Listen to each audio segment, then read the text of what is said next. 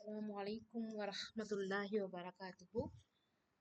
Welcome you back on behalf of Will Open School.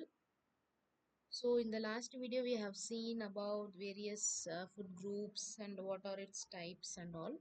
So, in this video, we are going to see about what is meal planning and what are its importance, what are the factors that will influence or affect meal planning, and how we can modify the diet according to the meal planning. Okay.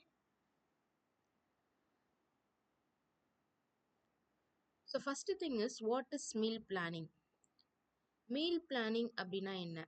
Meal planning is nothing but நம்ம காலையில மதியம் நைட்டுன்னு சாப்பிட்றோம் இல்லையா 3 வேளை. So இதை நம்ம எப்படி plan பண்ணுறது அப்படின்றது தான் meal planning. Meal planning is making a plan of meals with adequate nutrition for every member of the family within the available resources. ரொம்ப இம்பார்ட்டண்டான விஷயம். மீல் பிளானிங்கில் first thing we have to add adequate nutrition. எவ்வளோ சத்துக்கள் தேவைப்படுதோ அதை கரெக்டான அளவில் நம்மளோட மெனுவில் நம்மளோட மீலில் சேர்த்துக்கணும். அது எப்படி யாரை கன்சிடர் பண்ணணும்? It should consider every one in the family. ஃபேமிலியில் யார் யார் இருக்காங்களோ எல்லாருக்கும் அந்த நியூட்ரியன்ஸ் அடிக்குவேட்டாக இருக்கணும். At the same time within the available resources, நம்ம வீட்டில் என்ன இருக்கோ அதை வச்சு நியூட்ரிஷியஸான எல்லாருக்கும் தேவைப்படுற அளவுக்கு அடிக்குவேட்டான நியூட்ரிஷனை கொடுக்கறதுக்கு ஒரு மீல் பிளான் பண்ணுறோன்னா that is called as meal planning. So what is mean by the term available resources is nothing but whatever the family has in terms of time, energy and money. ஓகேவா? That available resources பொறுத்த வரைக்கும் நம்ம வீட்டில் இருக்கிற பொருட்கள் மட்டும் கிடையாது, மணி மட்டும் கிடையாது.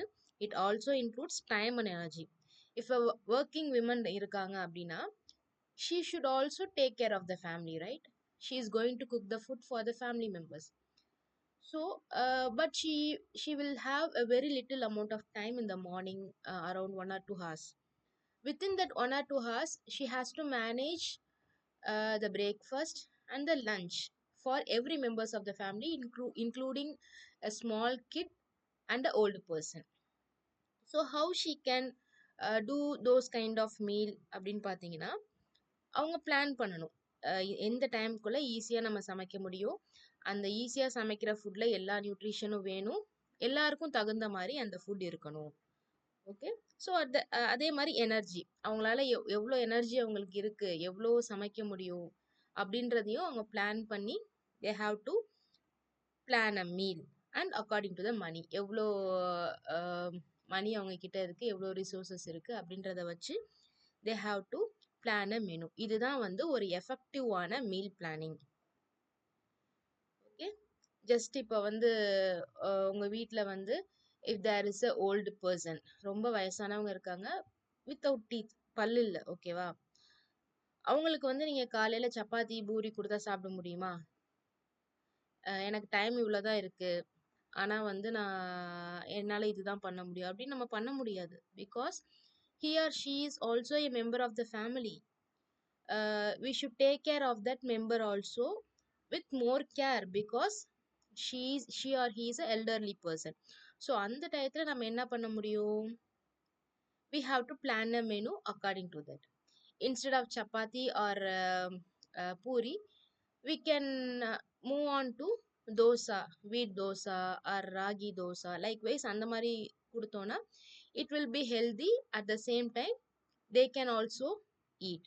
Okay, so this is called effective meal planning or meal planning. So why should we plan a meal? What are all its importance? Meal பிளானிங்கோட முக்கியத்துவம் என்ன, எதனால நம்ம மீல் பிளான் பண்ணணும்? ஃபர்ஸ்ட் என்ன அப்படின்னா, to fulfil the nutritional requirements of the family members. ஃபேமிலியில் உள்ளவங்க எல்லாருக்குமே அவங்களுக்கு தேவைப்படுற சத்துக்கள் கிடைக்கணும் அப்படின்றது ஒரு முக்கியமான ஒரு விஷயம். அடுத்து, to make the food economical. இன்னொன்று என்னன்னா, நம்மள்கிட்ட வரவுக்கு தகுந்த மாதிரி தான் நம்மளோட ஃபுட் பேட்டர்னும் இருக்கணும். ஓகேவா? ஸோ அதுக்கேற்ற மாதிரி நம்மளோட எக்கனாமிக் பேக்ரவுண்டுக்கு ஏற்ற மாதிரி we can plan a meal. அது வந்து ரொம்ப இம்பார்ட்டண்டான விஷயம். இன்னொன்று, cater to the food preferences of individual members. இன்னொன்று என்ன, ஒவ்வொருத்தவங்களுக்கும் என்ன ஃபுட் பிடிக்கும் அப்படின்றத கொஞ்சம் நம்ம தெரிஞ்சு வச்சுக்கிட்டு எல்லாருக்கும் காமனாக பிடிக்கிற மாதிரியான ஒரு சில மீல் பிளானிங்கை நம்ம பண்ணுறது ரொம்ப முக்கியம். Next thing, save energy, time and money. Meal பிளானிங்கோட இன்னொரு முக்கியத்துவம் எனர்ஜி சேவ் ஆகும், டைம் சேவ் ஆகும், மணியும் சேவ் ஆகும். Next thing, use left over food. இப்போ ஏதாச்சும் மீந்துருச்சு, ஒரு நாள் சமைக்கிறது இல்லைன்னா அதை நம்ம எப்படி அடுத்த நாள் யூஸ் பண்ணுறது அப்படின்றது ஒரு முக்கியமான விஷயமா இந்த மீல் பிளானிங்ல இருக்கு. These are all the importance of meal planning. Next thing, what are all the factors that will influence or affect the meal planning. ஒரு மீல் வந்து நம்ம பிளான் பண்ண போகிறோம் ஒரு வீட்டுக்கு. ஜஸ்ட் இமேஜின், ஓகேவா? ஒரு வீட்டில் வந்து ஒரு பெரிய ஃபேமிலி, அம்மா அப்பா, ஒரு ஒரு 2 வயசு குழந்த, ஒரு 10 வயசு குழந்த, ஓகேவா? அப்புறம் ஒரு 80 ஏஜ்ல ஒரு பாட்டியோ தாத்தாவோ இருக்காங்க. ஸோ இதுதான் ஃபேமிலி. ஸோ இந்த ஃபேமிலிக்கு we are going to plan a meal. So என்னென்ன ஃபேக்டர்ஸை நம்ம கன்சிடர் பண்ணணும், என்னென்ன ஃபேக்டர் நம்ம மீல் பிளானிங் அஃபெக்ட் பண்ணணும் அப்படின்னு பார்த்தீங்கன்னா, first thing is nutritional adequacy. ஒரு 2 வயசு குழந்தைக்கு the nutritional requirement is different. For 80 years old man, nutritional requirement is different. If there is a pregnant woman in that house, the nutritional requirement is different. So இதுதான் ரொம்ப முக்கியமான factor. எல்லாருக்கும் ஏற்ற மாதிரியான nutritional ரெக்குயர்மெண்ட்டுக்கு ஏற்ற மாதிரியான ஒரு மீலை வந்து நம்ம பிளான் பண்ணணும். So this is one of the very important factor in meal planning. Next thing, age. வயசுக்கு தகுந்த மாதிரி ஏற்கனவே நான் சொன்னேன், 80 இயர்ஸ் ஓல்டான ஒரு ஓல்டு பர்சன் நம்ம வீட்டில் இருக்காங்கன்னா அவங்களுக்கு ஏற்ற மாதிரியும் நம்ம ஃபுட் ப்ரிப்பேர் பண்ணணும். At the same time 2 years 10 years old உள்ளவங்களுக்கு ஏற்ற மாதிரியாகவும் நம்ம ஃபுட்டு ப்ரிப்பேர் பண்ணணும். ஏன்னா ஏஜ் வந்து it is one of the factor, because எல்லா ஏஜ்ல உள்ளவங்களும் ஒரே மாதிரி சாப்பிட மாட்டாங்க. Next thing, sex or gender. Sex or gender என்ன அப்படின்னு பார்த்தீங்கன்னா, அது போர்ஷன் கண்ட்ரோல் மெயினாக. இப்போ வந்து if there is moderately working man in the family, அப்போ அவங்களுக்கு வந்து எனர்ஜி ரெக்குயர்மெண்ட் கொஞ்சம் அதிகமாக தேவைப்படும். அதுவே ஃபீமேலாக இருக்காங்கன்னா அவங்களுக்கு எனர்ஜி ரெக்குயர்மெண்ட் கொஞ்சம் கம்மியாக தேவைப்படும். ஓகேவா? ஸோ இந்த ஏஜ் இந்த ஜெண்டருக்கு தகுந்த மாதிரி நம்ம வந்து மீல் பிளான் வந்து பண்ணணும். Next thing, physical activity. நான் சொன்ன மாதிரி ரொம்ப ஹெவியாக ஒர்க் பண்ணுறவங்க அவங்க ஃபேமிலியில் இருக்காங்கன்னா அவங்களுக்கு நிறைய எனர்ஜி வந்து நம்ம கொடுக்கணும். இதுவே ரொம்ப செடன்ட்ரியாக ஒர்க் பண்ணுறவங்களா இருக்காங்க, ஜஸ்ட் ஒரு டீச்சர் அந்த மாதிரி ரொம்ப செடன்ட்ரியாக ஒர்க் பண்ணுறவங்களா இருக்காங்க அப்படின்னா அவங்களுக்கு எனர்ஜி வந்து we have to minimalise the energy. Next thing is economic consideration. எவ்வளோ நம்ம ஃபேமிலிக்கு இன்கம் வருது அதுக்கு தகுந்த மாதிரி we have to plan a meal. Okay, income வந்து ஒரு 10,000 இருக்குது. If you are putting into your menu daily you are putting nonveg இல்லை மட்டன் போடுறீங்க அப்படின்னா it is impossible, right? So அதுக்கேற்ற மாதிரி நம்மளோட எக்கனாமிக்கு ஏற்ற மாதிரி we have to plan a menu.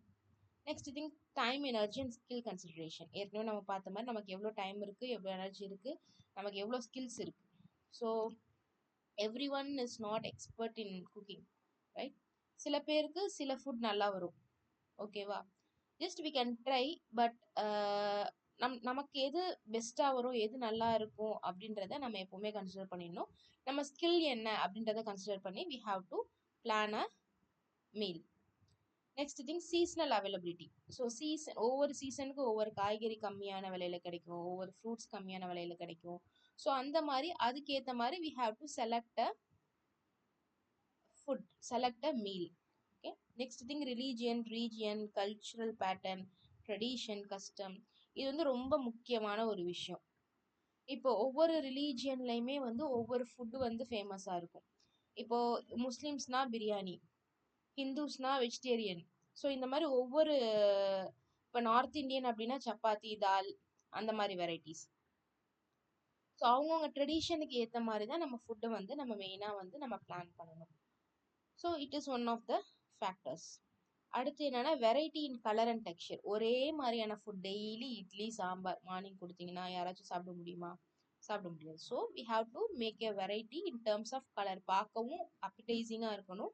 At the same time அது டெக்ஸ்சரும் நல்லா இருக்கணும், நம்ம சாப்பிட்றதுக்கும் நல்லா இருக்கணும்.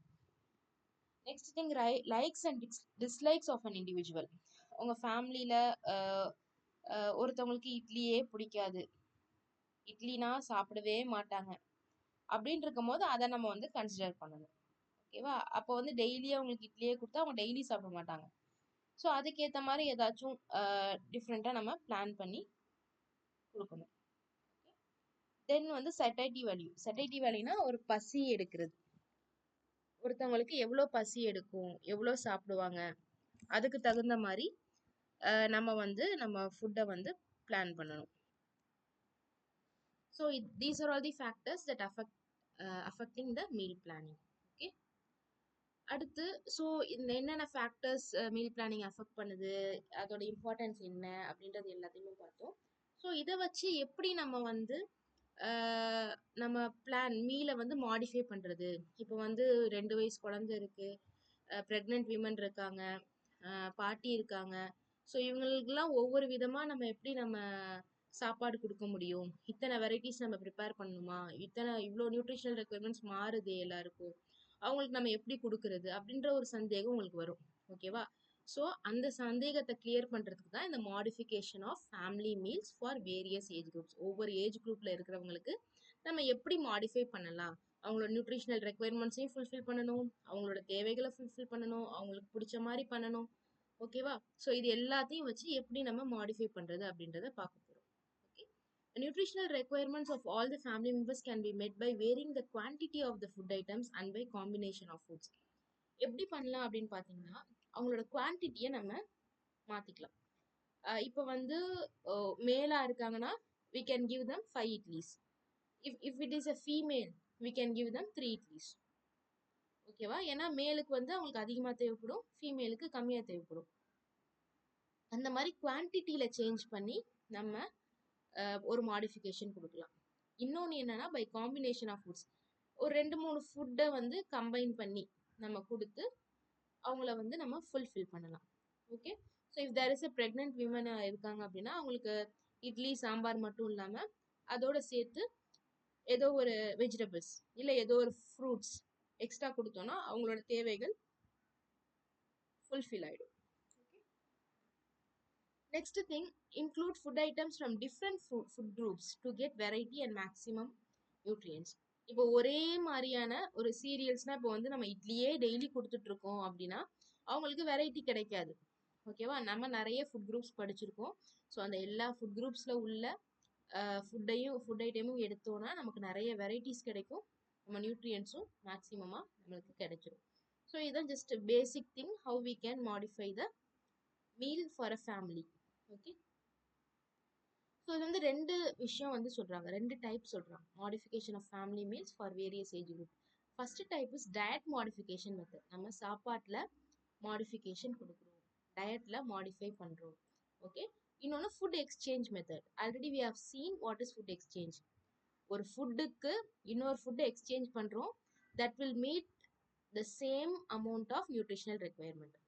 இப்போ பல்ஸுக்கு பதிலாக இப்போ வந்து கொண்டக்கடலைக்கு பதிலாக we are replacing some egg or some protein food fish அந்த மாதிரி நம்ம மாற்றுறோம் அப்படின்னா அது ரெண்டுத்துலேயும் ஒரே அமௌண்ட் ஆஃப் ப்ரோட்டீன் தான் கிடைக்கும்.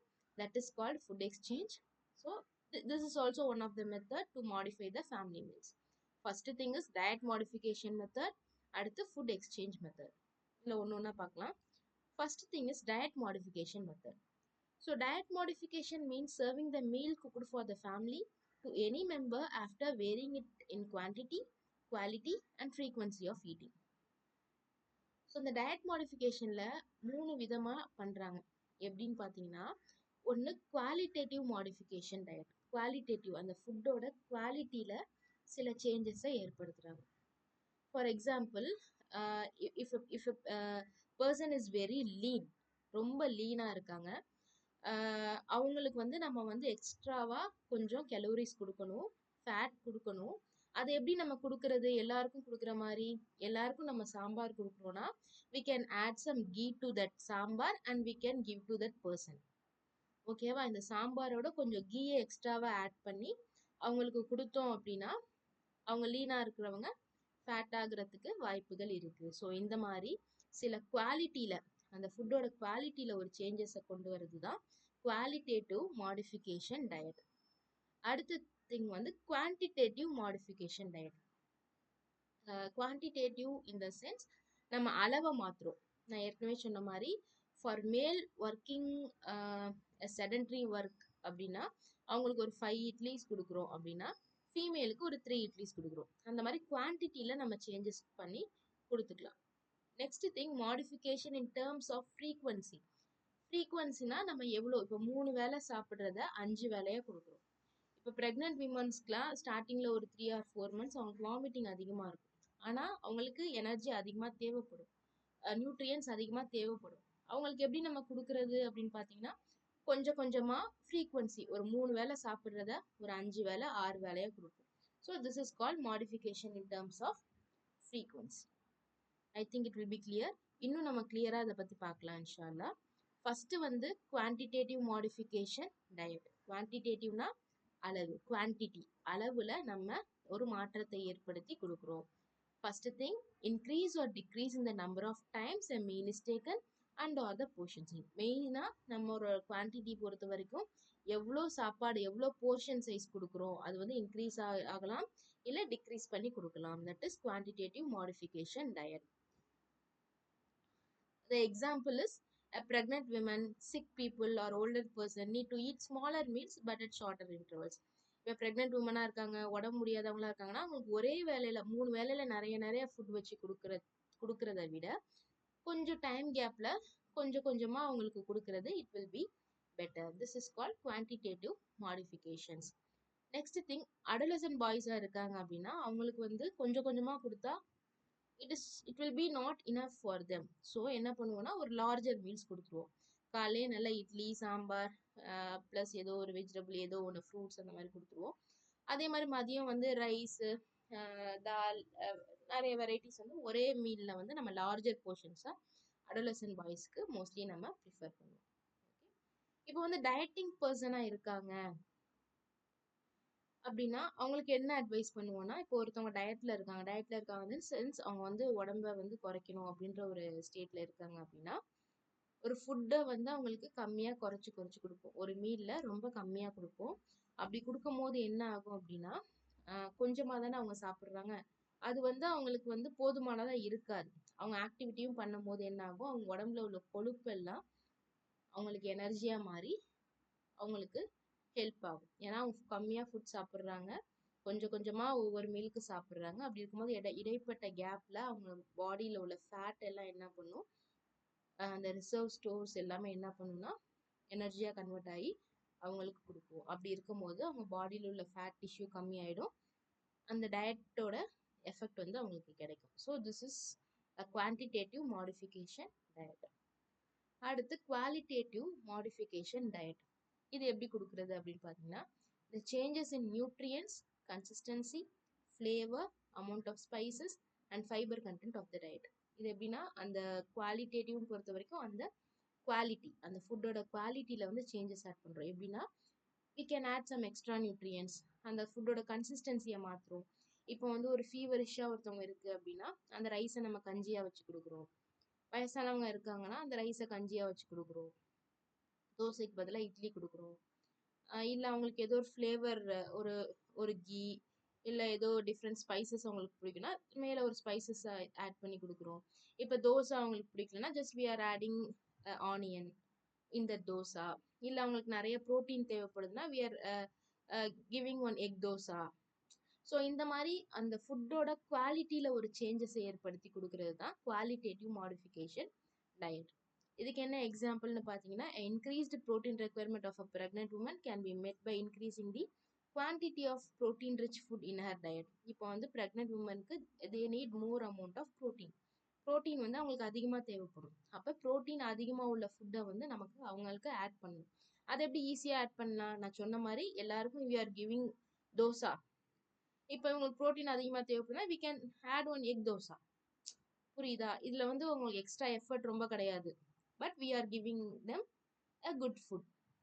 அவங்களோட நியூட்ரிஷனல் ரெக்குயர்மெண்ட்டை நம்ம ஃபுல்ஃபில் பண்றோம். This is called qualitative modification diet.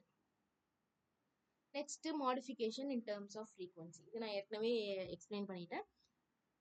கொஞ்சம் கொஞ்சம் டைம் கேப்ல அவங்களுக்கு அடிக்கடி மீல்ஸ் கொடுக்கறது மூலமா இந்த மாடிஃபிகேஷனை நம்ம பண்ணலாம். ஓகே, ஸோ இதுதான் வந்து டயட் மாடிஃபிகேஷன். நம்ம ஃபேமிலிக்கு நம்ம டயட் மாடிஃபை அதாவது நம்மளோட மீல் மாடிஃபை பண்றதுல ஃபர்ஸ்ட் இது என்னன்னா டயட் மாடிஃபிகேஷன் மெத்தட். அதுல நம்ம 3 விஷயம் பார்த்தோம். Quantitative modification, qualitative modification. The third thing is modification in terms of frequency. Next என்னன்னா ஃபுட் எக்ஸ்சேஞ்ச் மெத்தட் பார்த்தோம். இந்த ஃபுட் எக்ஸ்சேஞ்ச் மெத்தட் நம்ம எப்படி பண்றது அப்படின்றத நம்ம பார்க்க போறோம். Food exchange helps you to modify the diet for an individual according to needs, likes, dislikes and food habits. இந்த ஃபுட் எக்ஸ்சேஞ்ச் வந்து மெயினா எதுக்காக எதை சம்மந்தப்பட்டு நம்ம இதை பண்ணுவோம் அப்படின்னு பார்த்தீங்கன்னா, ஒருத்தவங்களோட தேவை. இப்போ ஒரு ஃபேமிலி இருக்காங்கன்னா எல்லாரோட தேவையும் ஒரே மாதிரி இருக்காது. இப்போ some will eat vegetarian, some will be non vegetarian. சில பேருக்கு எக்கு பிடிக்கும், சில பேருக்கு எக்கு பிடிக்காது. But they need a nutritional requirements அவங்களுக்கு தேவைப்படும். ஆனா அவங்களுக்கு ஒரு சில ஃபுட் பிடிக்காது. அதை நம்ம எப்படி நம்ம எக்ஸ்சேஞ்ச் பண்ணி கொடுக்கறது? அவங்களுக்கு பிடிக்காததையும் பிடிக்காததுக்கு பதிலாக எப்படி நம்ம பிடிச்ச விஷயத்த கொடுத்து அவங்களோட நியூட்ரிஷனல் ரெக்குயர்மெண்ட்ஸை ஃபுல்ஃபில் பண்றது? அவங்க ஃபுட் ஹேபிட்ஸ் எப்படி சாப்பிடுவாங்களோ அதுக்கேற்ற மாதிரி நம்ம எப்படி நம்ம கொடுக்கறது அப்படின்றது தான் இந்த ஃபுட் எக்ஸ்சேஞ்ச் வந்து ரொம்ப ஹெல்ப் பண்ணும். Okay, and help you to make the diet more flexible and interesting.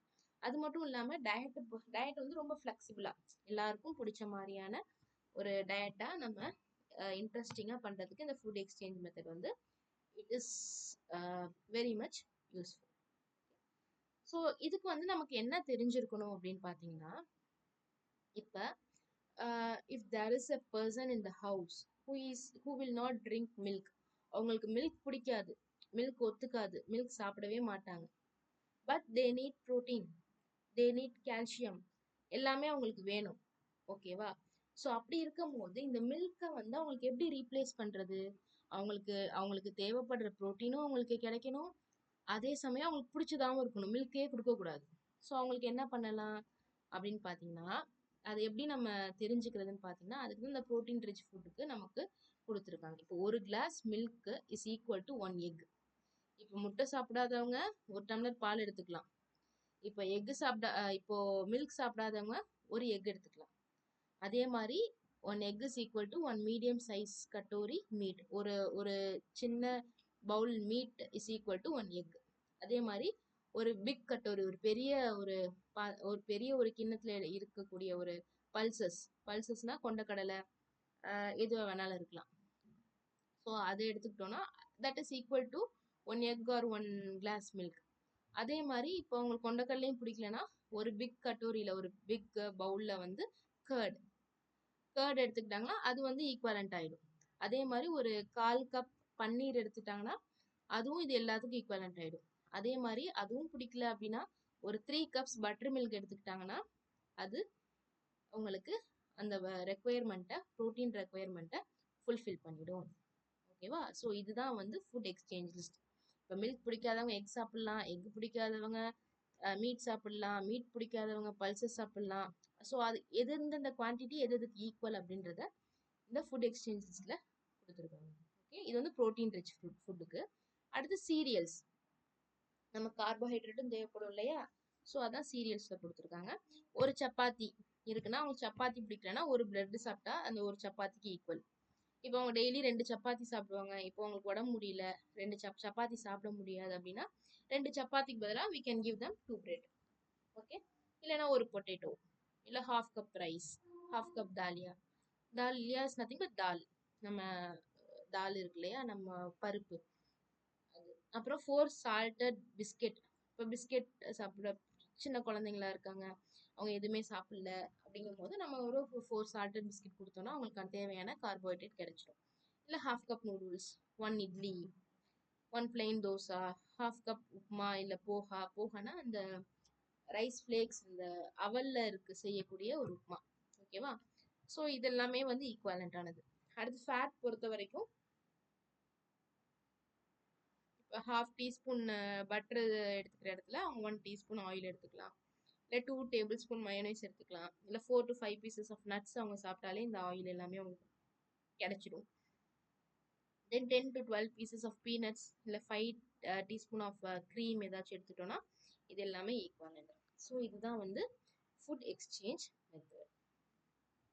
So இதோட நம்ம வந்து மீல் பிளானிங்கோட அடிப்படை எல்லாமே பார்த்தாச்சு. மீல் பிளானிங்னா என்ன, அதில் என்னென்ன இம்பார்ட்டன்ஸ் இருக்குது, ஃபேக்டர்ஸ் என்ன, அப்புறம் ஒரு மீலை எப்படி நம்ம ஃபேமிலிக்கு ஏற்ற மாதிரி நம்ம டிசைட் பண்ணணும் அப்படின்றது எல்லாமே பார்த்தாச்சு.